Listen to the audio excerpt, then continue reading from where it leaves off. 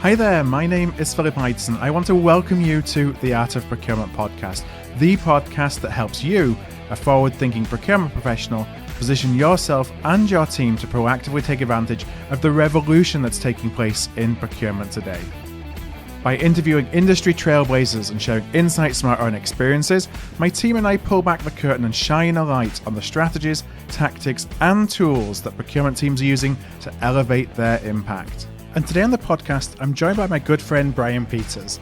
Brian is a Senior Director of Global Procurement Services and Delivery at Gilead Sciences, and a long-time advocate of Art of Procurement.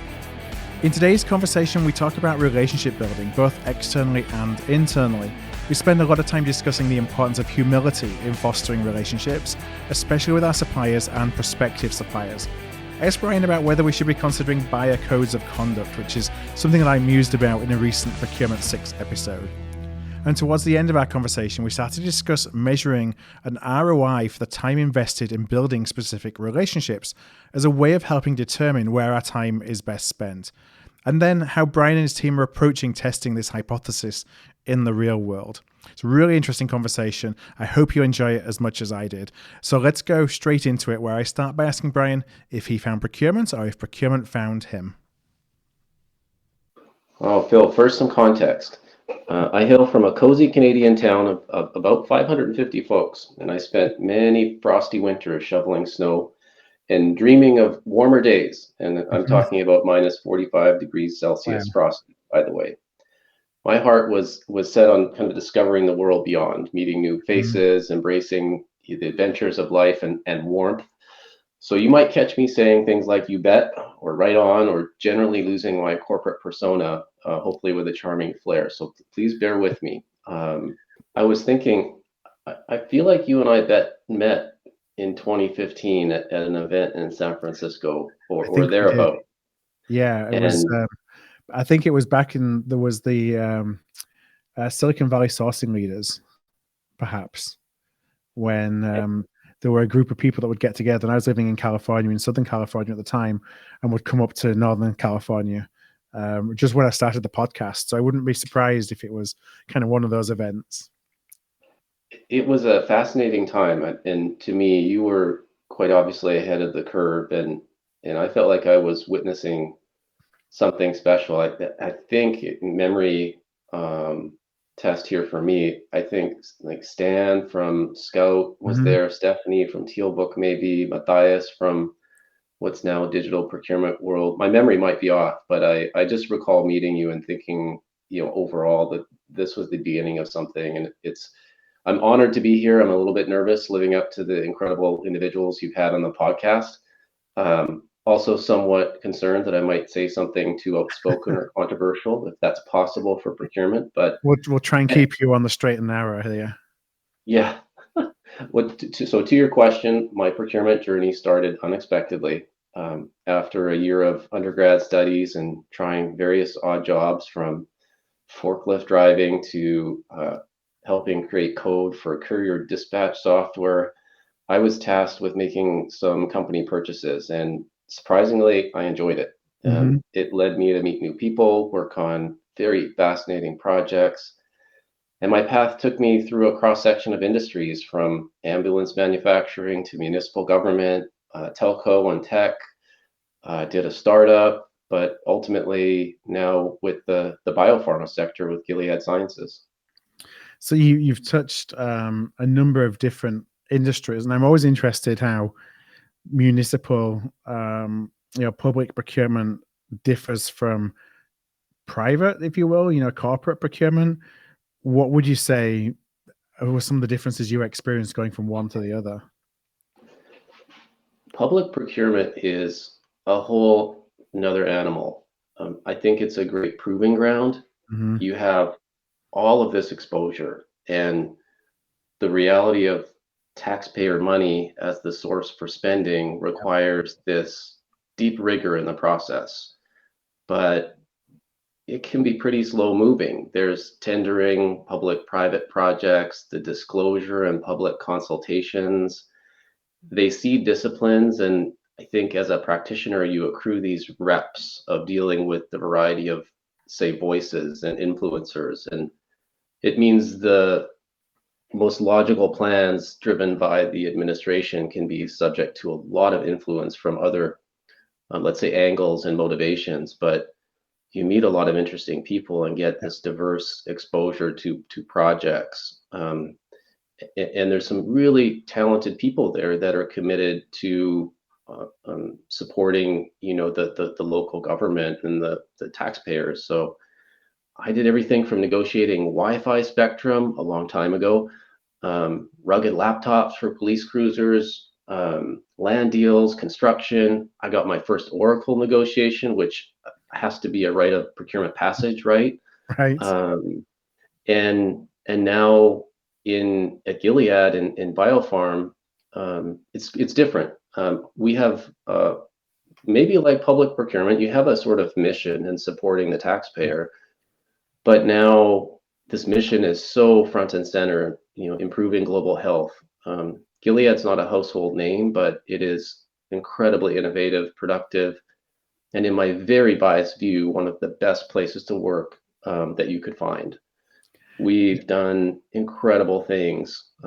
We enable healthy lives for those working with HIV. We cured hepatitis C.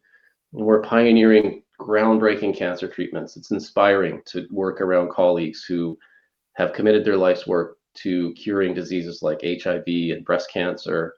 And now I'm involved in procurement, from sourcing to sustainability to supplier relationship management, and with an amazing team. So it's rewarding to play even just the tiniest part in a company like this that's cured a major disease and continually aims for more. And I think one of the great things about procurement is, one, that look at that diversity of experiences, even within the same profession, but that you get to have an impact, however big or small. That it's like inspirational that you can see the benefits of the things that you do on the mission that the company that you work for, and what that company is achieving. And I think those are just really motivating for anybody, in a procurement role. Yeah. Now, I love the topic that we're going to talk about today. We're going to talk a little bit about cultivating a culture of humility. And the reason I love it is because, since the first podcast back in 2015, for us, it's all, a lot of what we do is about trying to go away from power dynamics and essentially the old school procurement of beating suppliers up, and recognizing that there's a lot more at play here, and there's also a lot more opportunity to be had if you aren't like that. And I think that when you're working for as a procurement professional, especially for large recognizable brands, and I started with large recognizable brands in pharma and in automotive, and some other industries, it's really easy to think that when you speak to a supplier, you're doing them a favor. They should be thankful that you're willing to speak to them. And I know that's something that you feel is kind of a problematic mindset, and I'd just love to understand that a little bit more. If you think that you're doing a third party, a supplier, vendor, a favor by merely taking the time to talk to them, that just creates such a negative environment. And I think that can affect the business relationships in the long run or even short run. And this just seems like bad mojo to me, Phil. From a logical standpoint, how can we not agree that we benefit from having multiple suppliers interested in the business opportunity or helping us solve the problem? It encourages competition. It drives diversity of thought. This all leads to more effective problem solving and innovation. And more often than not, this marketplace is solving that problem more often than you are. So how about going to them with an honest, sincere ask for their perspective? Now, I think where we come from, this traditional power-based negotiation, zero-sum game, win at all costs, that has to change.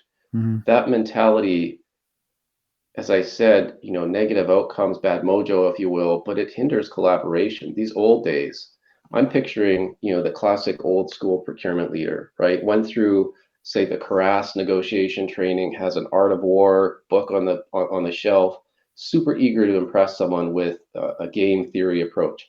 Mm-hmm. All of that needs to stop. I think that is the opposite of the perspective and tonality that we need to have going forward. And it's funny, that's how so many of us were brought up, isn't it? Especially in larger companies. I think that's probably the first training that I was sent on, which perhaps, drove my motivation to want to try and shine a light on how we can do things differently. It didn't have to be like that. But I'm interested, I think one of the challenges we all have as procurement folks is that you get suppliers or prospective suppliers, let's say prospective suppliers, wanting to talk to you all the time. I think even more so now. I mean, how many LinkedIn requests do you get a day from potential suppliers? How do you manage that in a way that's not that doesn't just dismiss them?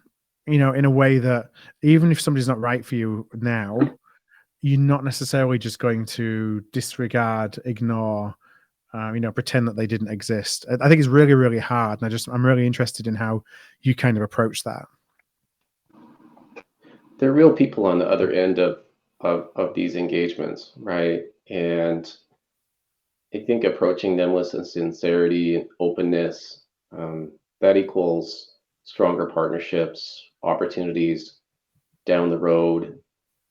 This world is not that big in some ways, right? And you may encounter these individuals again in your or their future roles. But yeah, you can't accept every LinkedIn request, every call.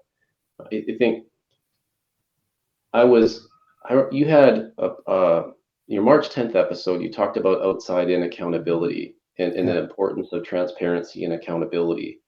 So classically, something we have and many companies have is a procurement code of conduct. Yeah. Regardless of if it's in the code or something else, I think an essential part of this is how we codify and adhere to some principles in how we engage. Now, you have to strike a balance and find some basis to prioritize ultimately to answer the question. But I do think that there's a mindset and a respect for the individual, the human on the other end that needs to be woven into the fabric of how you operate. Mm-hmm.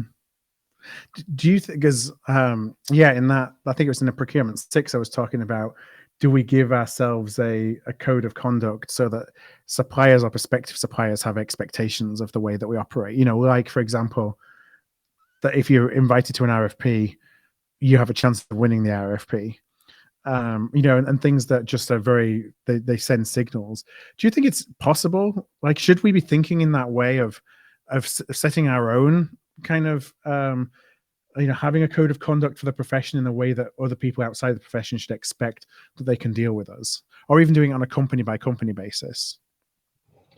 I think yes, and we've done that internally, at least with a procurement code, which outlines some expectations of our behavior. But we're one company, right? Mm-hmm. And the consistency as the third parties engage with us versus someone else is maybe not there. And this is something you look at other functions, you look at accounting standards, Right. and the discipline that's maybe created through engaging with legal partners.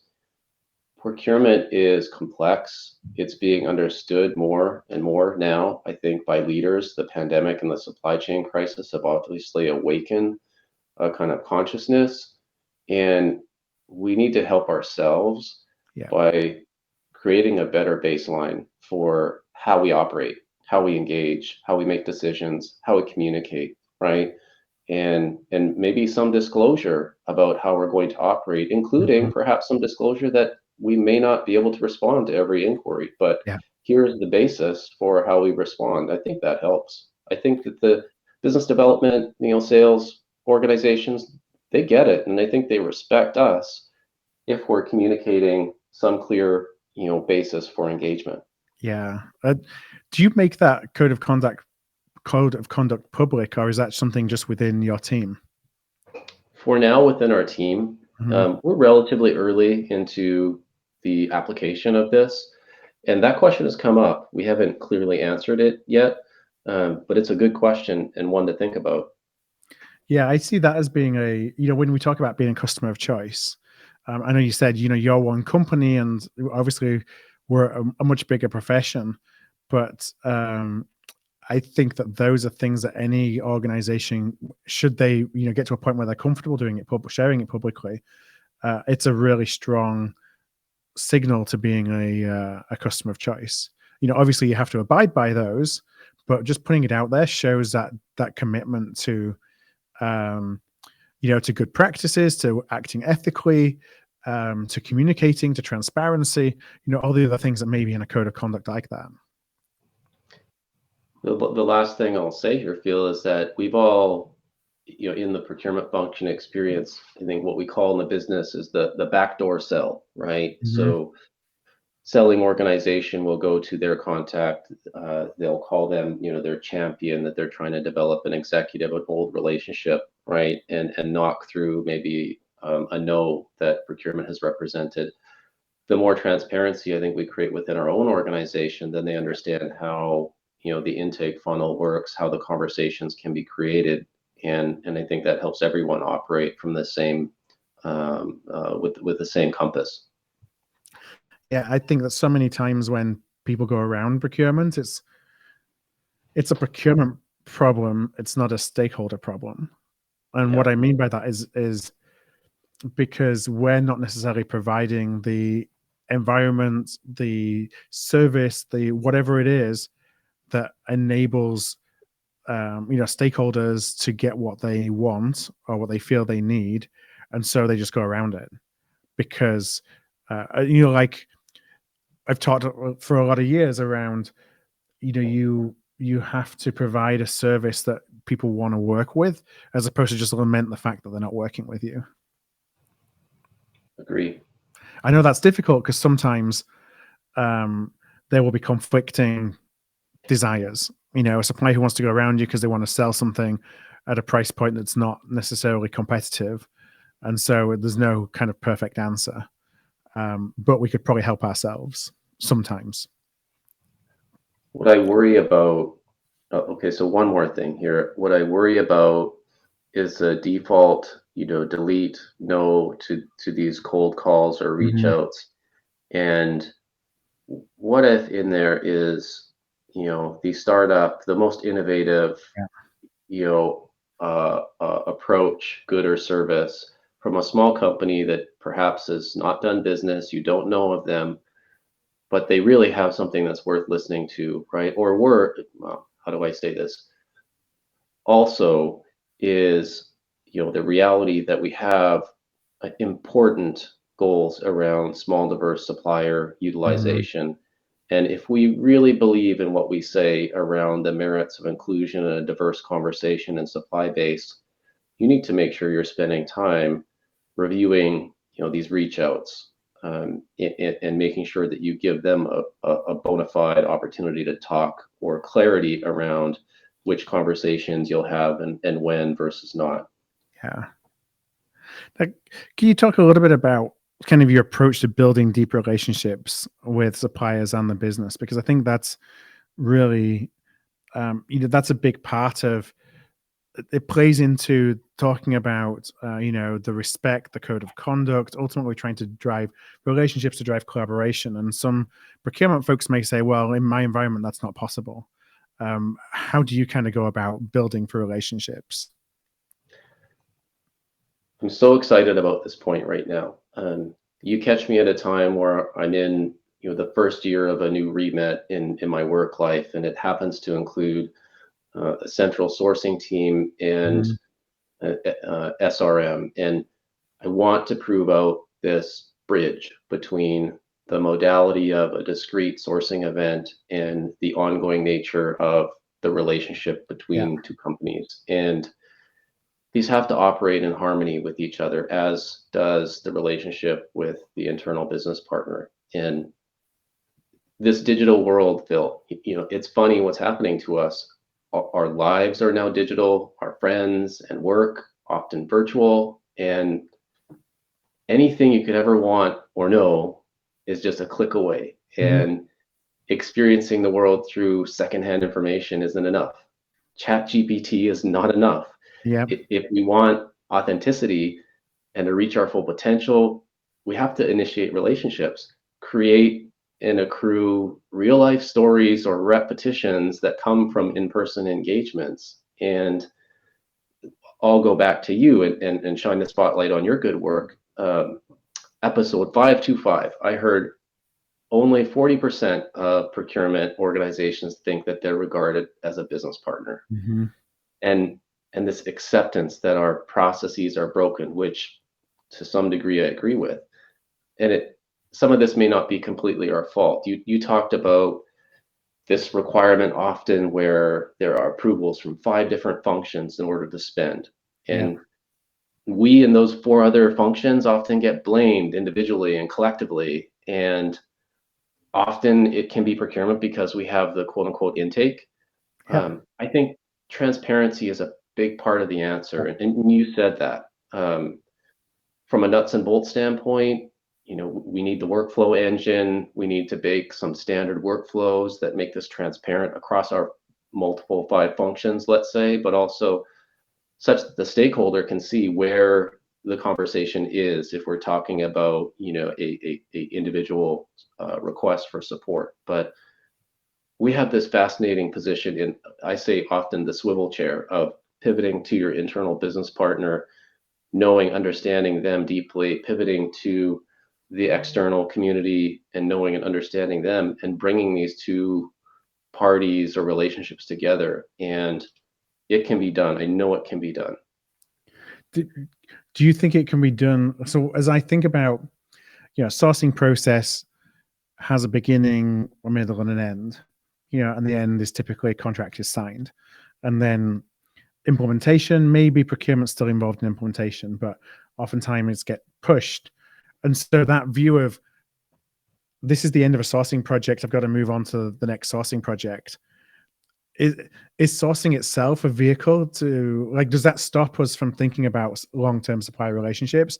Because we're just looking at things from a transactional mindset or transactional approach. Or is that the gap that you're trying to bridge? Is how can we're still managing from a linear process, beginning and end, and then contract is signed and on it goes. How do we continue from a sourcing perspective, not necessarily category management? How do you continue to stay involved thereafter? So my compass on this, probably informed by some of my experiences and mentors earlier in life. I get worried that we're too trapped in our systems or processes from a sourcing standpoint, and that we don't understand the relationship continuity. So absent literal process and procedures, I think that this is fairly straightforward.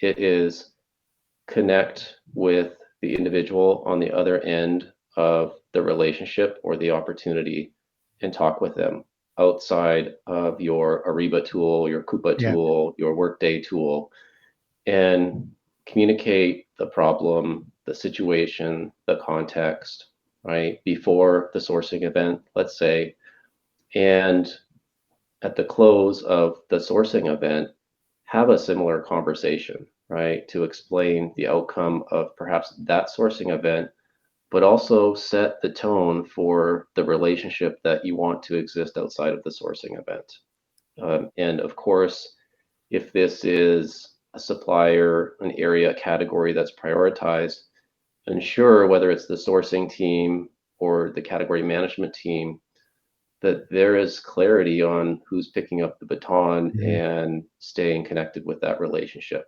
To me, procurement is not that complicated.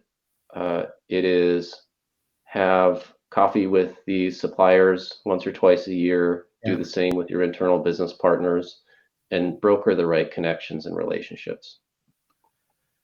Yeah, I think even if you're in an environment that you only have sourcing and you don't have category management, you still need to be building in those touch points. It's really easy to say, I'm overwhelmed with, 50 sourcing events I've got to do, or 20, or whatever the number is that you do each year, and just look at each one of those transactions and move on to the next one. It doesn't actually take that much to check in, 3 months after a deal has been signed, or 9 months after a deal has been signed, or whatever it is, to create that connectivity. so that it kind of loops back. Even if you don't have an organization that has full category management, and that's kind of one of the roles of being a category manager.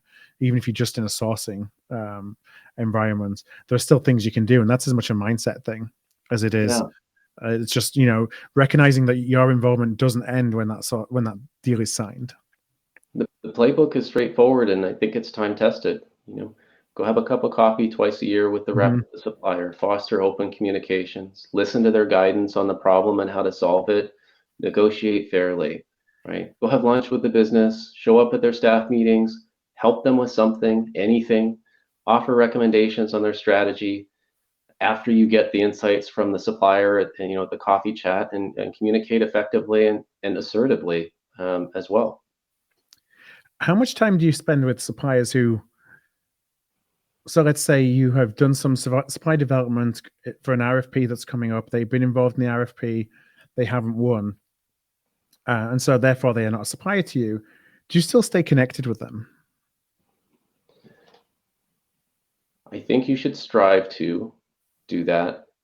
You have to have a basis to prioritize, going back to earlier in our conversation, because you can't do it each and every instance, especially in a large organization. But I do think staying in touch is a valuable thing to do.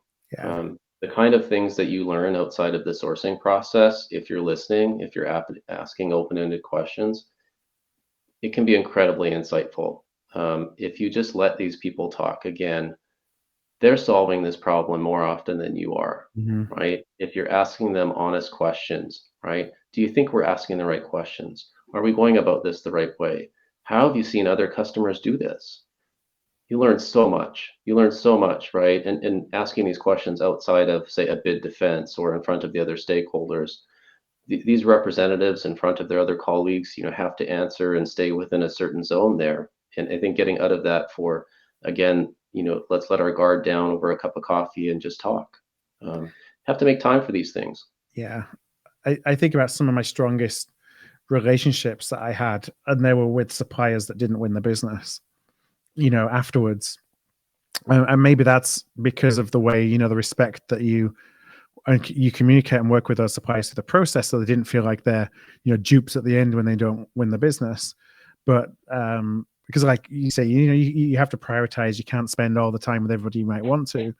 But from a personal level, you never know when you may be in a position, even if it's not within that organization that you're working with today, when you got to buy something similar.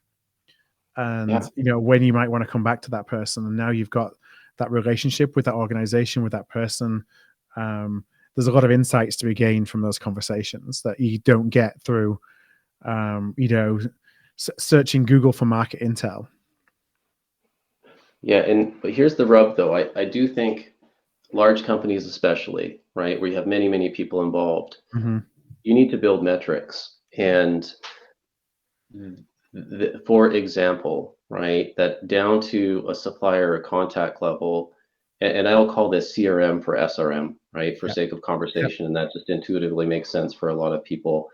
I want to know if that relationship is actually translating into a higher rate of, say, wins in RFP opportunities, in bringing forward innovations, value beyond contract, let's say, in procurement speak.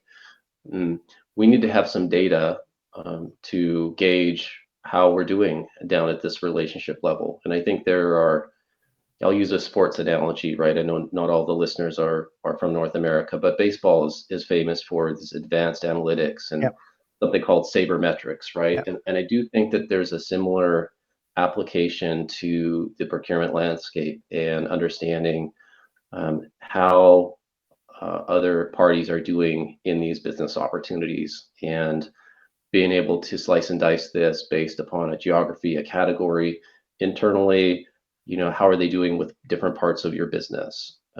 These data can really drive, I think, insightful next steps.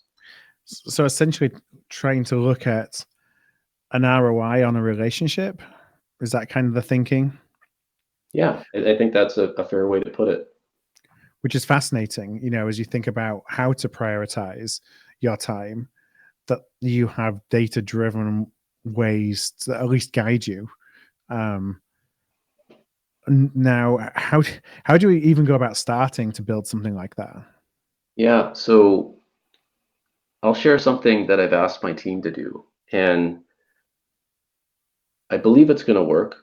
I don't know it's going to work. Ask me a year from now. But we're starting to capture some data at time of initiation of sourcing request. Mm-hmm. An example of this, I'm calling it engagement ratio. Are we engaged upstream or downstream as the catalyst for a sourcing event?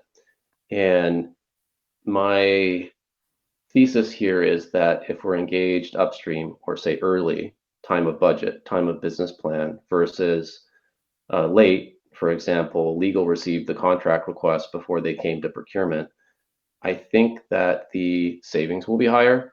I think that the business satisfaction with the outcome will be higher. Mm-hmm. I think that the business experienced end-to-end elapsed time will be shorter. I think that these 5 functions that we talked about will be better equipped to coordinate the end-to-end process. The supplier experience, I think, will be better. I think that this will yield massively differentiated outcome metrics, early versus late, right? Call this an engagement ratio. It's just one that I'm starting to capture some data now, and I want to prove this out. I have this sort of dream of a paper that articulates some of these metrics Mm-hmm. and stand behind, I think, what the procurement practice knows, and we use all these buzzworthy phrases of seat at the table and upstream engagement. I think this will translate into quantifiable outcomes. It'd be fascinating to see the information, the data that you start to get from that, because yeah, I think at the end of the day, data is what will drive change in terms of the way that I think that's the way we think of as a profession. If we can see the data behind doing something, then that gives me the reason to go and do it. So having that hypothesis and then seeing if you can prove that hypothesis is going to be really fascinating to see what results you get of that data in that study. Now, you had the opportunity, I know, to learn from Dr. Lee, the Stanford professor who coined the term the bullwhip effect. And I wonder if you could just share a little bit about how that's kind of impacted your thinking as well. Look up AAA supply chain: agile, adaptable, and aligned, the 3 A's. This is a playbook from Dr. Lee, published, I think, in 2004, and it's still relevant. Yep, I just looked it up in the HBR, October of 2004. There's something very poignant to me here, the notion that there are perils of efficiency. A high-speed, low-cost supply chain is unable to respond to unexpected changes. Mm-hmm. Dr. Lee is ahead of his time and just next level. The notion, of enabling a supply chain or procurement organization that can help an organization react quickly to sudden changes in demand or supply, that we can adapt over time as the market structures evolve, that the interests of all of the firms, our company, buyer, and the seller, are aligned. Doesn't this just make obvious sense? And don't you think of it as a compass for a lot of what we've gone through in the last 3 or 4 years? Fascinating, funny, and incredibly intelligent individual. I remember reading about this a long time ago, actually, and I had this amazing opportunity to work on procurement and supply chain for the 2010 Winter Olympic Games, which Mm-hmm. was just wild. But we had so many parties coming together from across the globe, and we had flawless delivery requirement. Absolutely no room for error. The games are going to start on a certain date and time regardless, right? And this notion of a AAA supply chain, and coordinating all of the interests across the network, internal, external, really guided me in my thinking in how I was presenting sort of the business case at the time. It's interesting to think about, it's because I'm kind of flipping through this article as you're talking about it, how we build so much rigidity into a supply chain, for example, to enable it to be fast and as low cost and efficient as possible. As you say, there's nowhere for it to go. because it's built to do one thing. And yeah, haven't we seen that essentially change is the only, it's cliche, but change is the only constant at the moment. And I don't expect that to change anytime soon. So how do we rethink how we build these supply chains, both physical and virtual? By the way, Phil, and this was an executive education course at Stanford, and Dr. Lee and the classmates, we still have a group chat on WhatsApp. It's incredible the relationship power and Dr. Lee's availability to answer questions. But I have to give a shout out to my fellow Canadian, Dr. Robert Hanfield, who I've also had the honor to listen and learn from and to debate a little bit with. These Dr. Lee and Dr. Hanfield, and there are many others right now, right? Our field of procurement and supply chain is just continuing to elevate. We need to listen to these thought leaders and learn from them, and continue to listen to you, right? Because you continue to showcase, these individuals, and allow someone as silly as me to come and join and talk about this stuff. But they create North Stars for us. And we don't have to reinvent ourselves. I think we just need to think deeply and listen deeply to some of these thought leaders that have already put forward, a good map for us in most cases. Yeah, and for one, you talk yourself down. So, I think that some of the things we're talking about today are really insightful and things that we haven't necessarily dug deep into on the pod before. And one of the things that I think about as you're kind of saying that is, is the missing gap that there is, and we kind of have a theory on this as well, that there isn't that much advocating for procurement best practices, some of the work that you have talked about from Robert Hanfield and from Dr. Lee, kind of advocating that beyond procurement. So it's we can kind of think about that in our bubble, but we're not necessarily influencing the CEOs and CFOs and CEOs, or they're not necessarily being influenced by this work, and that's perhaps a gap.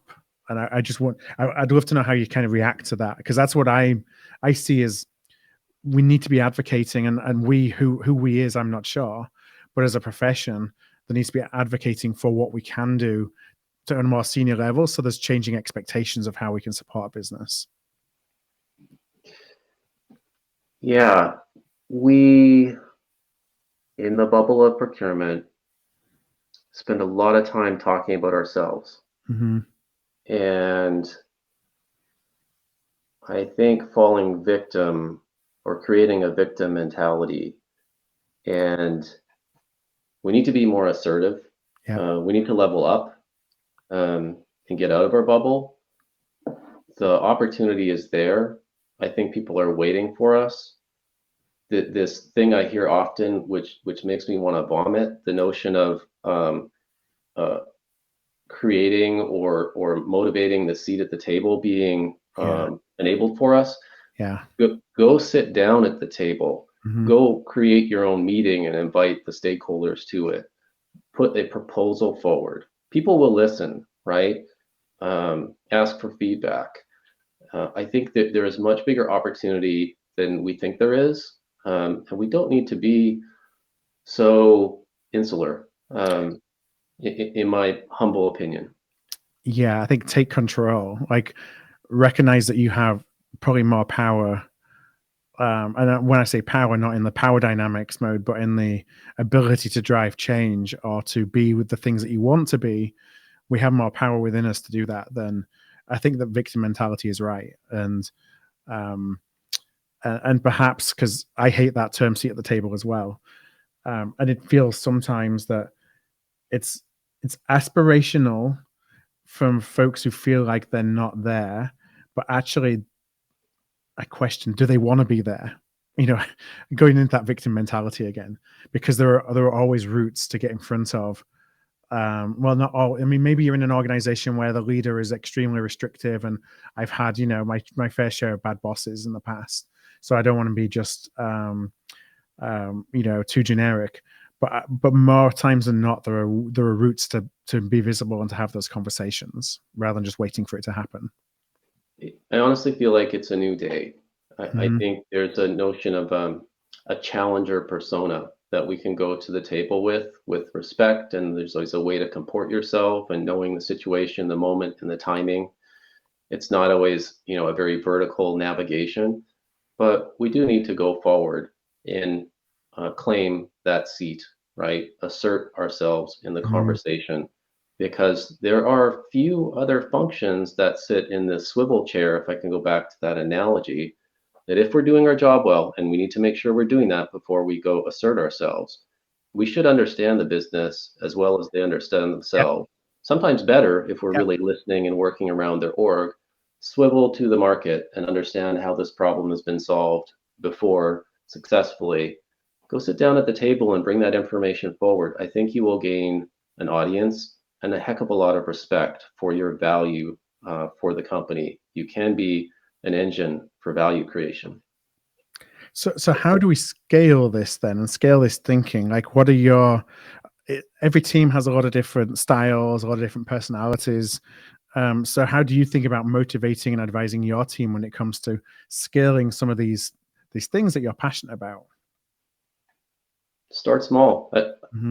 Something that I've gleaned in now 10 years, maybe a little bit more around life sciences companies and in pharma companies, this notion of data creating a case and the notion of clinical trials, right? So we're trying to prove something out here that we found a medicine, right? And prove that it works with a very small number, right? Show some data, adjust how you're doing this, prove it out with a larger set, right? And then try to create a case to say go to market.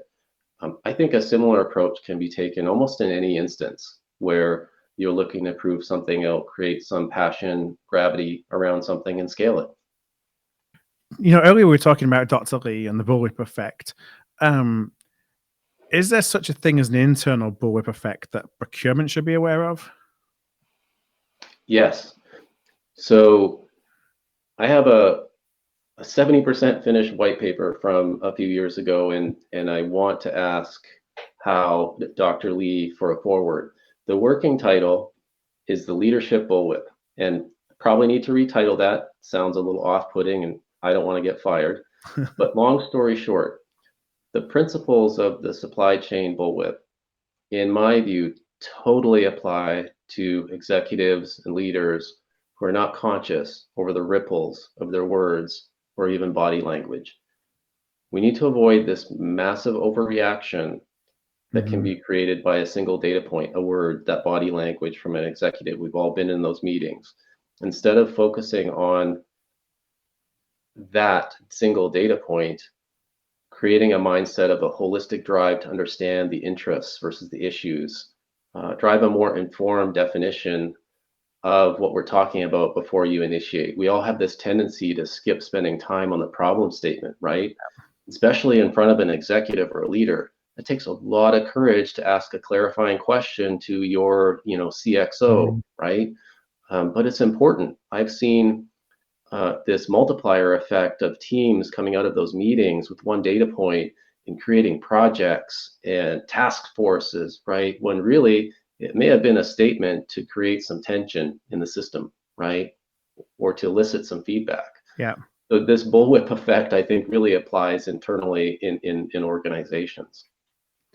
And so the solution isn't necessarily more data. It's, you talked about it being, one data point that will lead to an executive, going down the wrong path, for example. But it's as much about how we frame the data and the information and drive a conversation around it. Ask clarifying questions. Yeah. Maybe not in the meeting where emotion and passion is there, but after, find the space to clarify the ask, the issue, right, before driving action. Well, I know we're running up on time in a couple of moments, but I do have two more questions that I want to dig into before we do close the pod today. One is, you talk to Kelly in we do a pre-interview that Kelly did with you, talking a little bit about some of these topics just as we were prepared for today. You talked about the contribution mindset. I just wonder if you could share a little bit more about what that means. contribution mindset, in my view, involves showing up to add value. Mm-hmm. This is we versus me. It's prioritizing the needs of others and the organization or the team. It's essential to balance personal and collective goals, focusing on finding that meaningful contribution that can lead to greater satisfaction and success. I think we need to not get preoccupied with our individual piece of the work being piece number one or two. Yeah. Don't get trapped in competing with someone else. Generally, get out of the way of your own ego. And now, hey, I've had a performance coach also share back to me on a similar conversation. There's a reality in a sort of game in any situation, and you need to find your own peaceful, conscious place with this all. Mm-hmm. Sometimes, one would say, if you don't want to participate in that game that can exist, except you'll be subject to the game. But I truly feel like the prevailing attitude of showing up to add value and not being overly concerned about your role being one or two will pay dividends in the long run.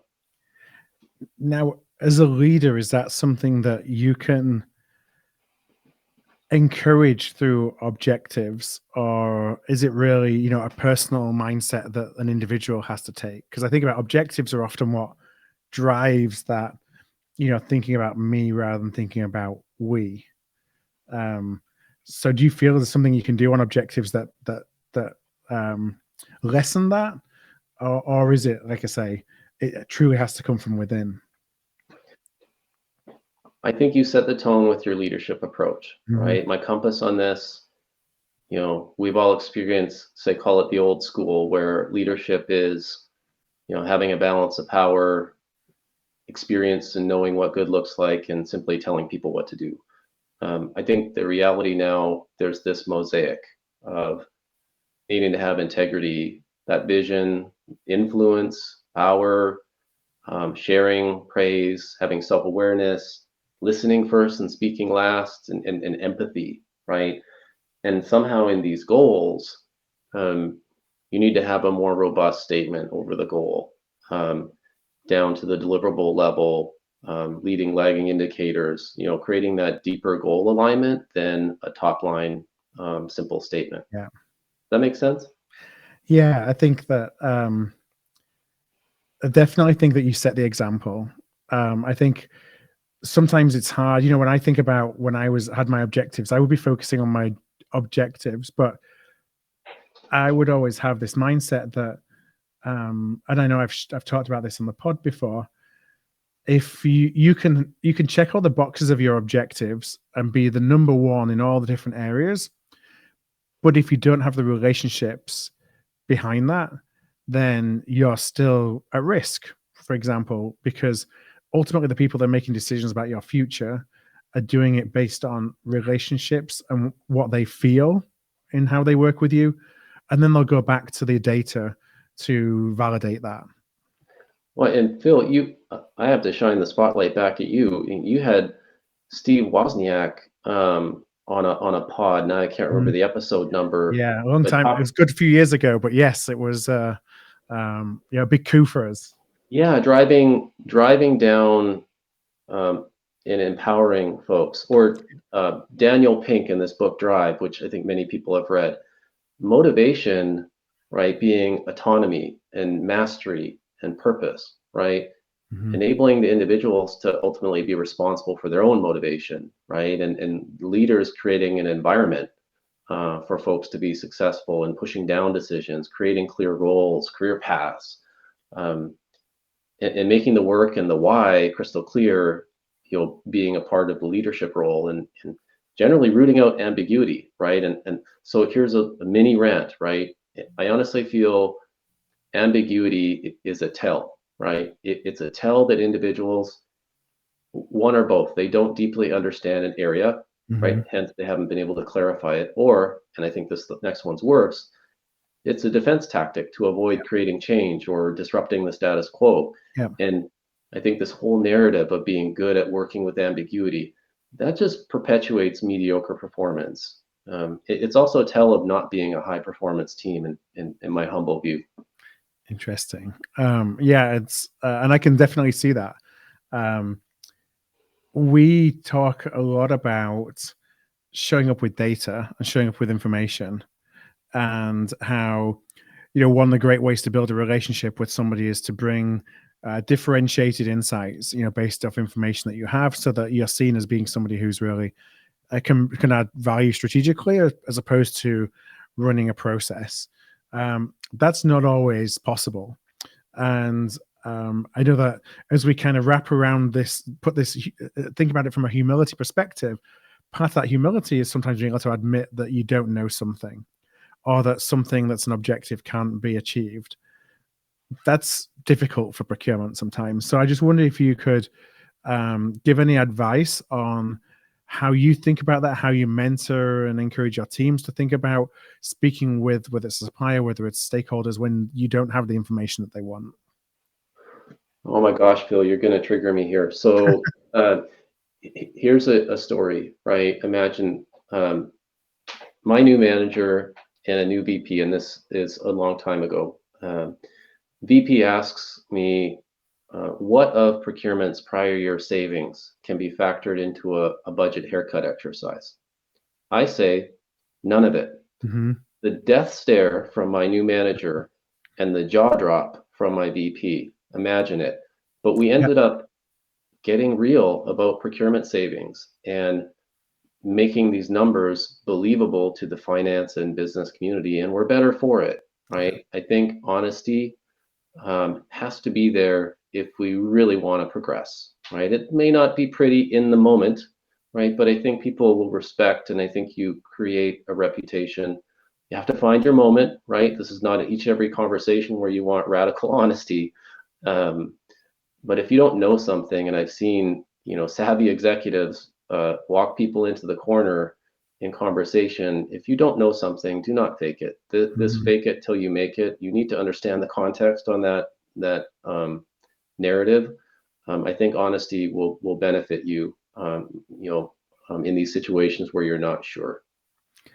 Yeah, I think I can certainly remember, and I'm sure others, that where we've gone for cost savings initiatives, for example, and somebody just taking a random number. Oh, we can, in a transformation, we can save 10%, and take that to the board, and then that's in the board. That's all the numbers, and then it gets reported to Wall Street with no reality whatsoever, and the damage that does on your internal organization, who's then tasked with trying to achieve against that, the damage it does to your supplier relationships, because now you're trying to pull every underhanded trick in the books to try and get that from them.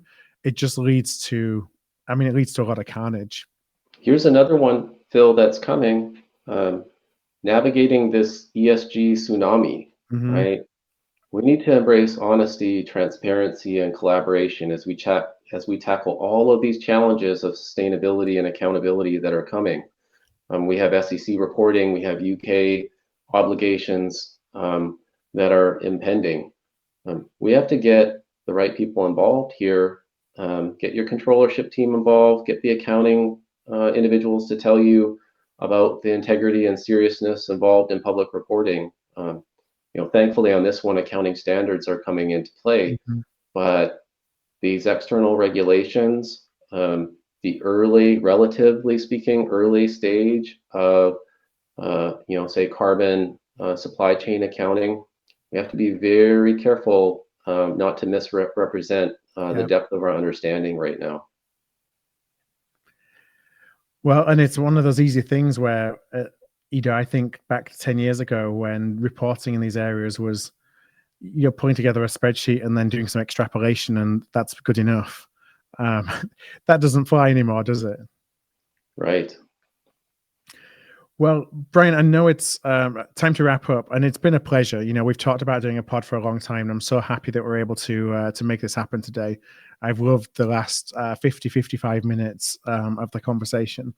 And so my last question, which you've probably heard me ask before as being the easy question, is if any listeners have listened in today, they would like to connect with you, they would like to reach out, where was the best and easiest place for them to do that?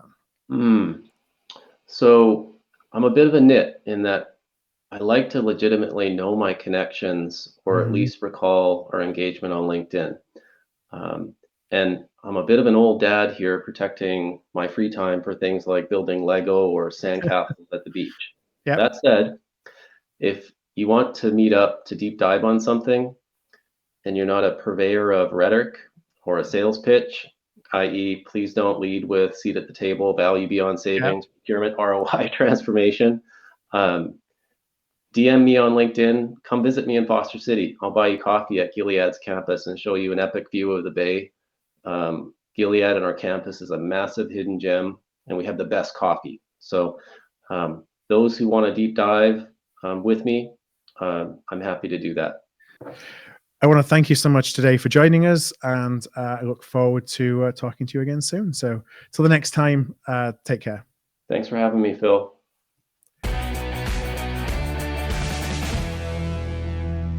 If this episode struck a chord with you, please do send it to somebody. We grow here at Art of Procurement through word of mouth, and that would be really appreciated. You can also support us by giving us a thumbs up, a star rating, or a review wherever you listen to your podcasts. Since 2015, we've built the world's largest free resource for procurement professionals looking to elevate their impact. Our resources span podcasts like this, videos, blog posts, papers, and events. To join us on the inside and to ensure you never miss an episode, a webinar, event, or a post, please do subscribe to our weekly newsletter, This Week in Procurement. You can do that at artofprocurement.com/subscribe. That's artofprocurement.com/subscribe. Thank you for joining us today, and I look forward to seeing you again soon.